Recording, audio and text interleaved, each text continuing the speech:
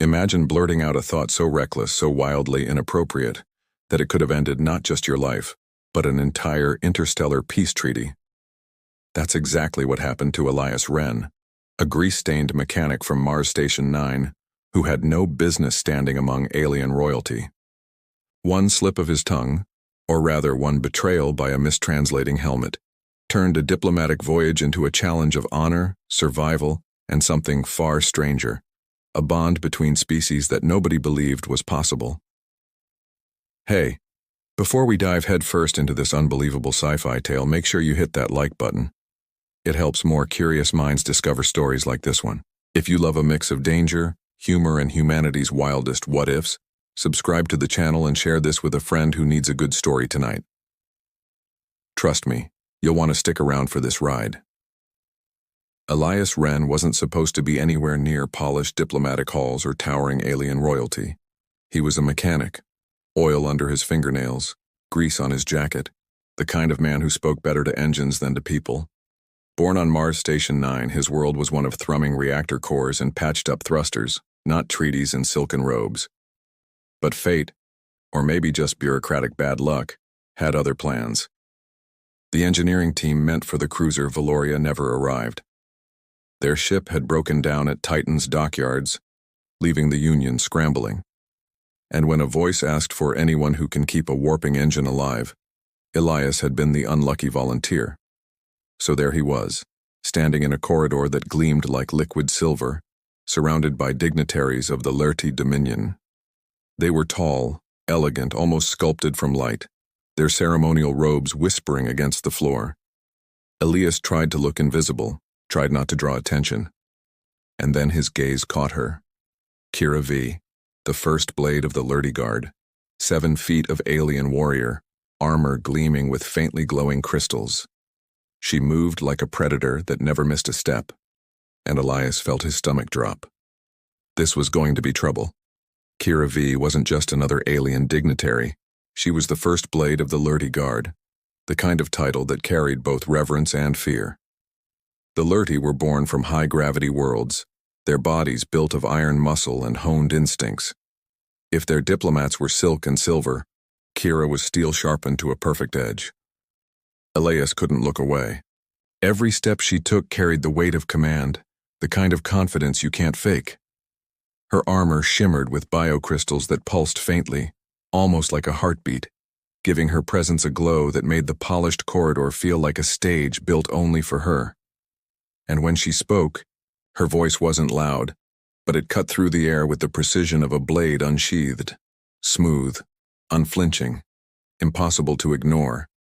Elias, however, was a man cursed by his own thoughts, because instead of admiring her posture, her weapon, or her aura of authority, his brain latched onto something else, something deeply, dangerously human.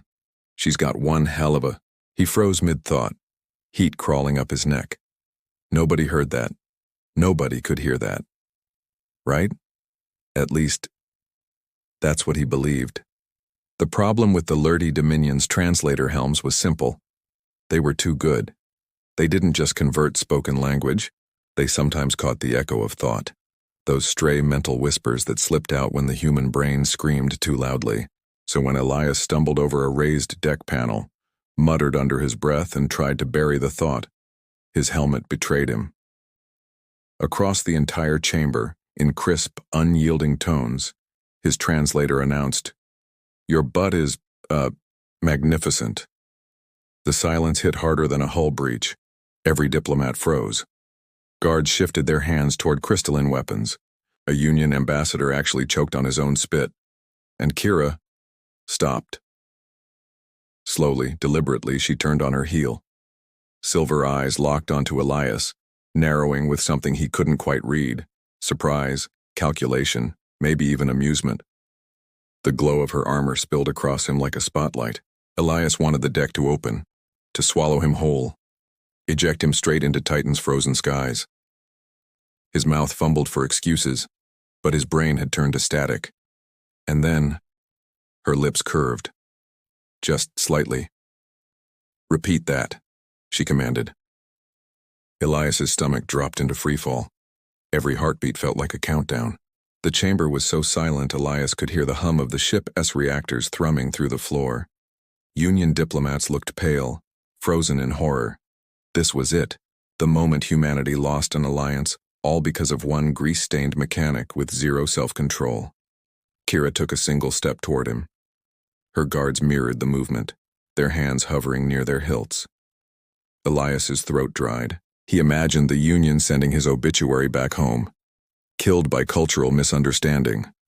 I didn't mean it, he stammered, words tumbling out in panic. It was the translator. A glitch, a malfunction. But Kira kept walking. Her gaze didn't waver, and the smallest, most dangerous smile pulled at the corner of her mouth. Among the Lurdy, silence was not peace. Silence was judgment. And right now the weight of that judgment pressed down on Elias like a collapsing hull.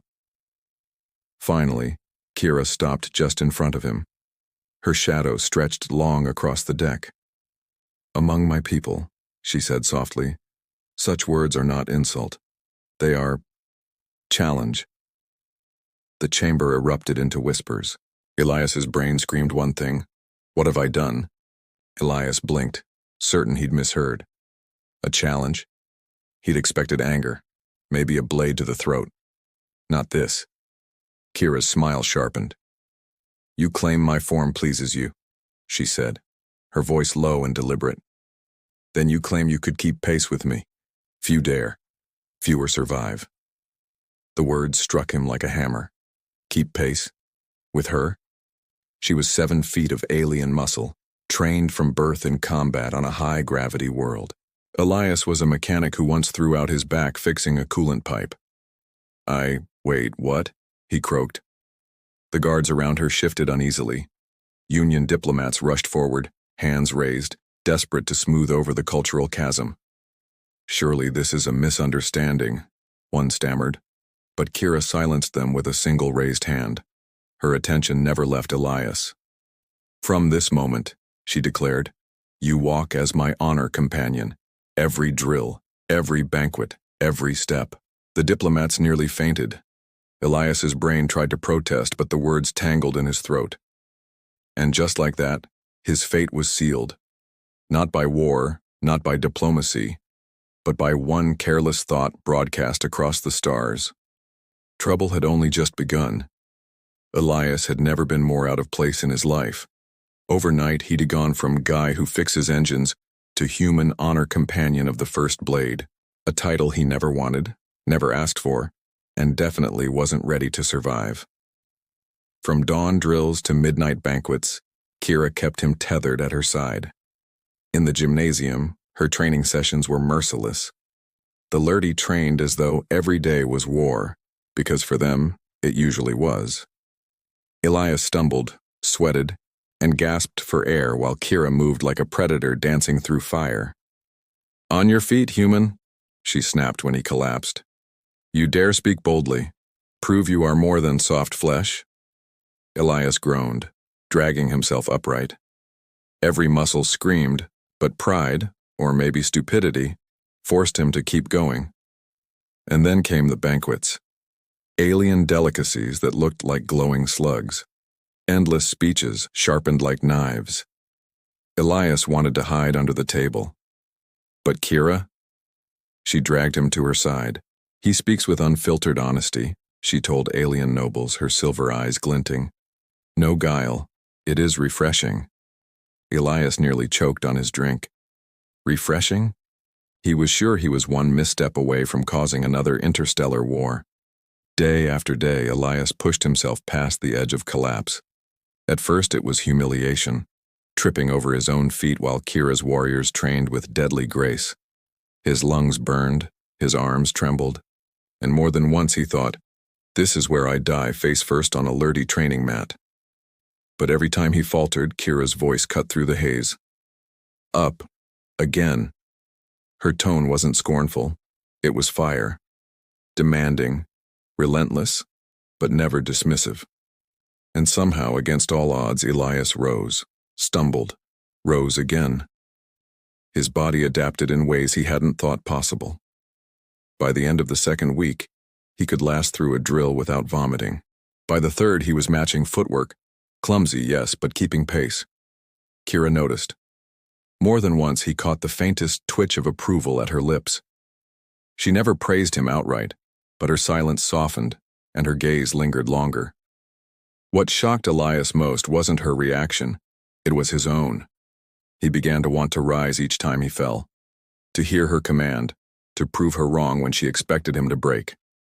It wasn't just survival anymore, it was pride. And something else he didn't dare name. The banquets were worse than the drills. At least in the gym, Elias only had to survive sweat and pain. At the long ceremonial tables, surrounded by alien nobles with eyes like blades, he had to survive conversation. Every lurdy word felt like a trap. Every alien dish looked like it wanted to crawl off the plate. Elias sat stiffly, hoping to melt into the background. But Kira would never allow that. "Here," she said firmly, tugging him into the seat beside her. "He stays with me." Murmurs rippled across the hall. No guile, no forked tongue. It is refreshing. Elias almost spat out the glowing jelly he was trying to swallow. Honesty. He was a walking disaster. But when a diplomat tried to corner him in wordplay, Elias answered bluntly, without polish or politics. To his shock, the lurdy nobles laughed. It lingered. Elias realized then, somewhere between drills and banquets, between pain and panic, something was changing between them. The Valoria's mission was simple: broker peace between the Union and the lurdy. For weeks the talks balanced on a knife's edge, tense, fragile, but promising. And then the knife snapped. It happened in the Riel sector. Without warning, cruel warships burst from the void like a swarm of nightmares, their violet plasma tearing into the cruiser's shields. The deck lurched violently, throwing diplomats and soldiers alike into chaos.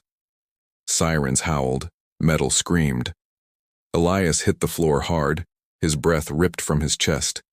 Dazed, he staggered upright, just in time to hear a sound that froze his blood.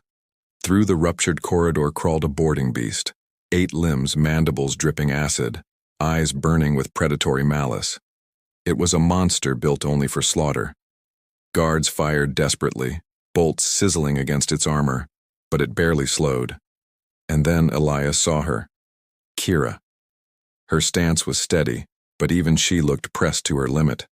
Elias's instincts screamed run. Instead, he reached for a fallen weapon.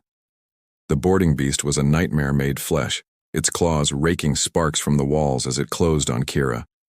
Elias's lungs burned with fear. He wasn't a warrior, wasn't trained, wasn't anything but a mechanic with shaky hands. But he couldn't just stand there, not while she fought alone. The monster howled and whipped around, hurling him like a rag doll, but his reckless strike had bought her a heartbeat. Kira surged back with lethal precision. Elias lay gasping, certain he was finished, until she knelt beside him.